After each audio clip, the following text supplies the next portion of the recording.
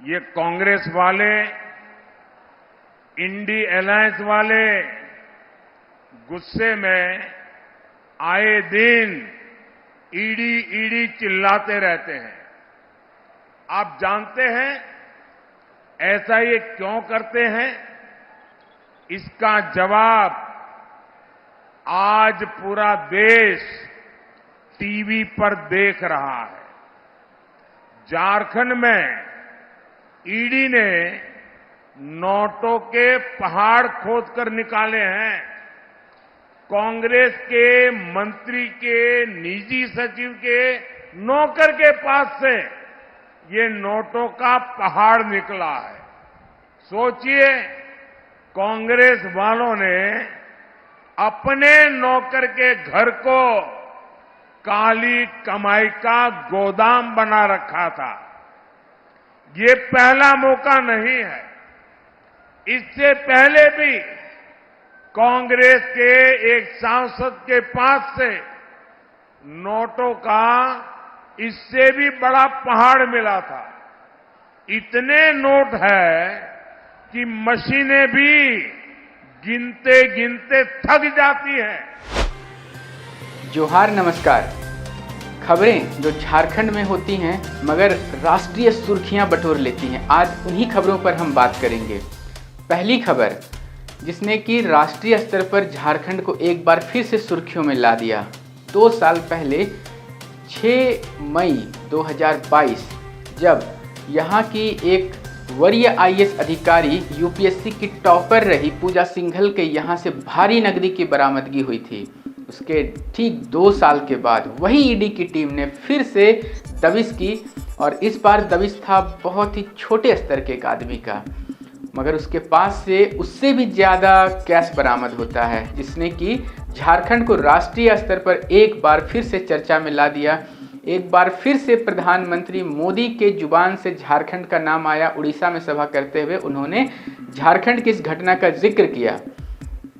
क्या था ये घटना, ये हम विस्तार से बात करेंगे, मगर जो सबसे ज़रूरी बात है वो ये है कि इस चुनावी समय में जो प्रशासन की सक्रियता होती है, जगह जगह पर चेकिंग्स होते हैं, जगह जगह पर लोगों को जांच किया जाता है, जो मुस्तैदी दिखती है वो चुनाव खत्म होते ही खत्म क्यों हो जाता है, वो जोश ठंडा क्यों हो जाता है। अगर यही सक्रियता रहेगी तो निस्संदेह क्राइम रेट जो है वो घटेगा, जो अपराध हैं वो कम होंगे और जो अच्छे नागरिक हैं देश का, उन्हें अपना जीवन यापन करने में, देश के विकास में योगदान देने में सहूलियत होगी।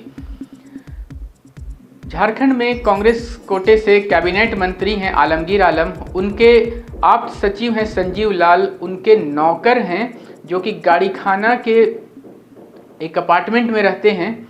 उस अपार्टमेंट में महज 15,000 की नौकरी करने वाले एक अदने से नौकर जहांगीर के यहाँ से जो अकूत खजाना ईडी को बरामद हुआ वह देखने लायक था। इस खजाने को गिनने में जो नोट गिनने वाली मशीनें हैं वो भी हाँफने लगी। 4 मशीनें खराब हो गई।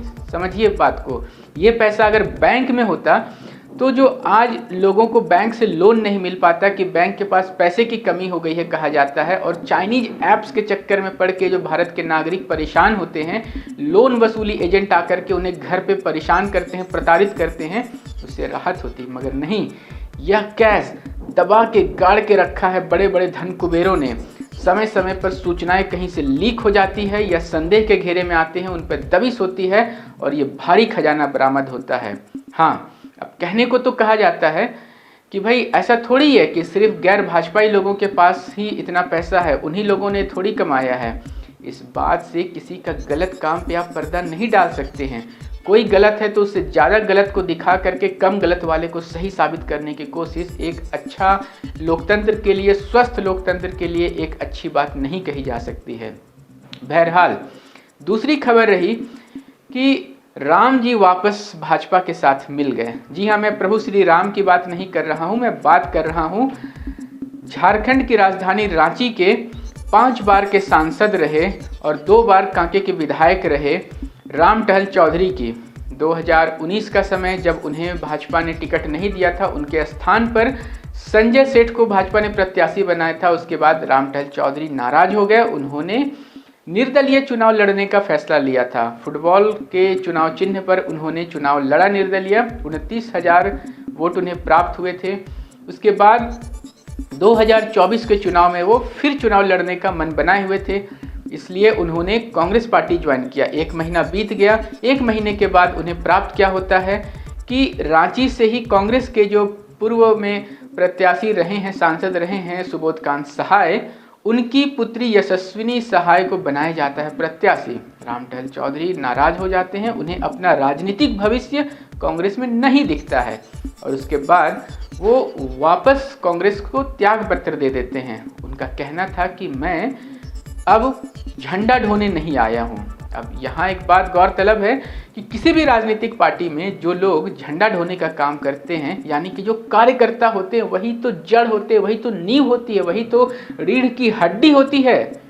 क्या झंडा ढोने वाले लोग गलत हैं? क्या झंडा ढोने वाले लोग तुच्छ हैं? क्या झंडा ढोने वाले लोगों की कोई अहमियत नहीं है? जो कार्यकर्ता अपने से, अपने प्रयास से, अपने मौखिक प्रचार से पार्टी की नीतियों का प्रचार प्रसार करते हैं, क्या उन्हें सम्मान नहीं मिलना चाहिए?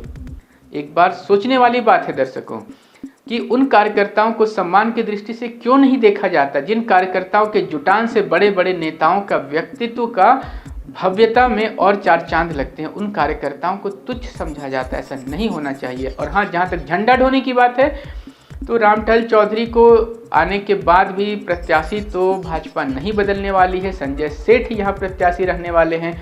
अगर जो चुनाव वो यहाँ पर अब संजय सेठ के लिए करेंगे, यही अगर वो कांग्रेस में रह करके अपने पुराने विरोधी रहे, जिसके खिलाफ वो चुनाव लड़ते थे, सुबोधकांत सहाय, उनकी पुत्री का प्रचार करते, तो निस्संदेह वो कुछ महान व्यक्तित्व के कहलाते।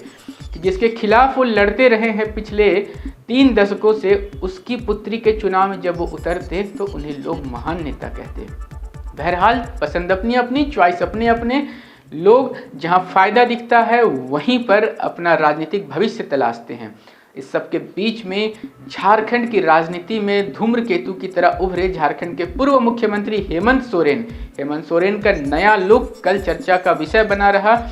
96 दिनों तक जेल में रहने के बाद हेमंत सोरेन कल चंद घंटों के लिए बाहर आए थे। उनके बाहर आने की वजह थी कि उनके चाचा का देहांत हो गया। उनकी अंतिम क्रिया में उन्हें शामिल होने की कोर्ट से अनुमति नहीं मिली। कल उनका क्रियाक्रम का 12वां था, उसमें शामिल होने के लिए उन्हें कोर्ट से चंद घंटों की इजाज़त मिली थी, नियम और शर्तों के साथ। शर्तें ये थी कि उन्हें मीडिया से कोई बात नहीं करना है, कोई बयान नहीं देना है और समय पूरा होने से पहले उन्हें वापस आ जाना है। किसी भी राजनीतिक सभा में कोई भी बयान जारी करने से उन्हें मना किया गया था। जब वो आए तो उनके लुक को देख करके लोगों को एक बार तुरंत से गुरुजी शिबू सोरेन याद आ गए। शिबू सोरेन की तरह ही उनका लुक दिख रहा था, वैसे ही दाढ़ी, वैसे ही बाल। जब अपने गांव पहुंचे तो वो तो भावुक थे ही, मगर उन्हें देख करके वहां पर उनके जो कार्यकर्ता थे वो भी काफ़ी भावुक दिखे। उनसे मिलने के लिए कांग्रेस प्रदेश अध्यक्ष विधायक इरफान अंसारी से लेकर के जेएमएम और जो इंडी गठबंधन के कई दिग्गज नेता है वो सारे पहुंचते हैं, उनसे मिलते हैं। और जब उनका समय समाप्त होता है, वो लौटने लगते हैं तो लोग नारा लगाने लगते हैं कि जेल का ताला टूटेगा, हेमंत सोरेन छूटेगा। भावुक होकर के जो वहाँ उपस्थित महिलाएं थी वो उन्हें पकड़ के रोने लगी, उनका माथा चूमने लगी। बेहद भावुक करने वाला ये दृश्य था। 31 जनवरी को गिरफ्तार किए गए थे कथित जमीन घोटाले में हेमंत सोरेन, और तब से 96 दिनों से वो जेल में थे। चंद घंटों के लिए बाहर आए और फिर वो वापस चले गए। वो इस घोटाले से पाक साफ बच करके निकल आएंगे, ऐसा उनके कार्यकर्ताओं में विश्वास है। देखना है आने वाले समय में हेमंत सोरेन के साथ क्या होता है और रामटहल चौधरी को भाजपा में क्या नई जिम्मेवारी मिलती है और आलमगीर आलम पर अब ईडी की तबीयत कैसी रहती है। बने रहें ऐसे नवीनतम घटनाओं के अपडेट्स के लिए हमारे संग। कैमरा के पीछे से मेरा सहयोग कर रहे उदित उत्सव उरांव उर्फ राजा के साथ मैं विजय दत्त पिंटू, रांची।